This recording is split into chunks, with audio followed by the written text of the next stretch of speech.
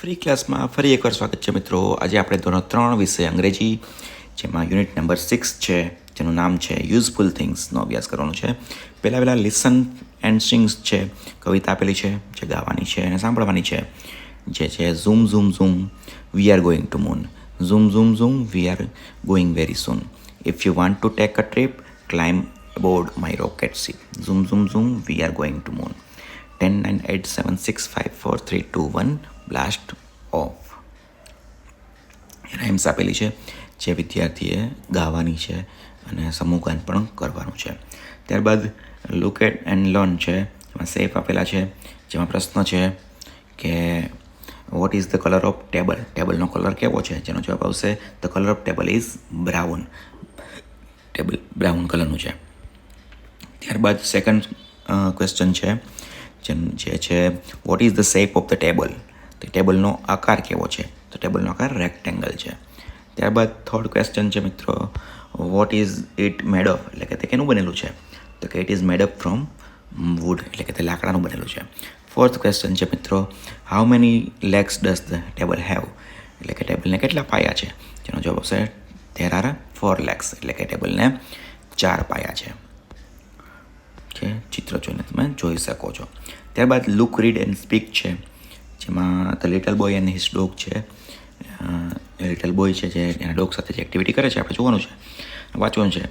The little boy is with his dog, he walk with his dog, એટલે કે તે dog સાથે ચાલવા જાય છે. His dog runs with him, એટલે કે તેનો ડોગ છે, કૂતરો છે, તેની સાથે દોડે છે. ત્યારબાદ હી પ્લેઝ વિથ ડોગ, એટલે કે તે કૂતરા સાથે રમે છે.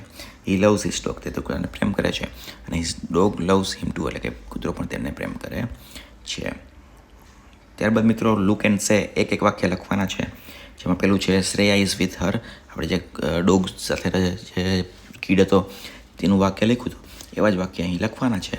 જેમાં પહેલામાં તમે લખી શકો છો Shreya is with her cat. સેકન્ડમાં લખી શકો છો સી લાઇક્સ હર કેટ અ લોટ. થર્ડમાં લખો સી ફીડ્સ હર કેટ, એટલે કે તે એની કેટને ખવડાવે છે. ફોર્થમાં લખવાનું છે કે C gives milk to her cat. અને છેલ્લું ફિફ્થમાં લખવાનું છે C plays with her cat. ત્યારબાદ મિત્રો સ્ટુડન્ટ એટ ધેર સ્કૂલ છે, લુક એટ એન્ડ સે છે, જેમાં તમે વર્કખંડનો ફોટો આપેલો છે, તમે જોઈ શકો છો. ટોમી ધ ટેડી એના છે, એમાં એના વિશે લખવાનું છે, જેમાં તમે લખી શકો it is a teddy bear, it has a guitar in his hand, it is wearing a hat, its colour is yellow and its tie is a red. આ ટેડી બિયર વિશે જે 5 વાક્યો લખવાના છે, જે તમે અહીં લખી શકો છો.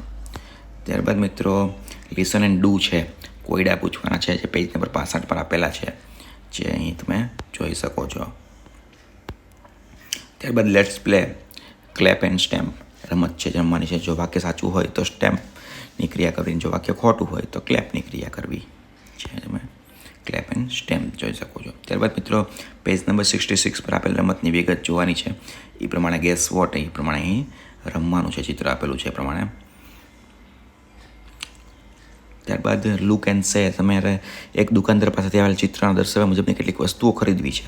આ દુકાનદાર ફક્ત અંગ્રેજી જાણે છે, તમે તે વસ્તુનું અંગ્રેજી નામ જાણતા નથી અથવા નામ યાદ આવતું નથી, તો તમારે વસ્તુનું વર્ણન કરવું કઈ રીતે તમે કરી શકો છો. અહીં લખેલું છે તો કે વસ્તુનો પહેલાં આપણે કલર કહી શકીએ, વસ્તુનો આકાર કહી શકીએ, વસ્તુનો ઉપયોગ કહી શકીએ, અને વસ્તુનું કેમાંથી બનેલી છે એ કહી શકીએ. તો આપણે કહી શકીએ કે વસ્તુનું નામ ન જાણતા હોય તો પણ દુકાનદારને સમજાવી શકીએ છીએ આ 4 ક્વેશ્ચનથી. ત્યારબાદ કાઉન્ટ એન્ડ રાઇટ છે મિત્રો. પહેલાંમાં કાઉન્ટ છે, એક પેન્સિલ આપેલી છે જે ગ્લાસમાં રાખેલી છે. એક ગ્લાસમાં કુલ 10 પેન્સિલ છે, એટલે કુલ 1 2 3 4 5 6 7 ને 8 પ્લસ 1, એટલે કે 80 પ્લસ 1 આપેલું છે, એટલે 81 થશે. એવી જ રીતે 85 87 તમે કાઉન્ટ કરી શકો છો, અને 89 અને છેલ્લે 90 આપેલા છે, જે તમે કાઉન્ટ કરીને લખી શકો છો. તો આ સાથે આપણું અહીંયા યુનિટ પૂર્ણ થાય છે. C you in the next video. Thank you.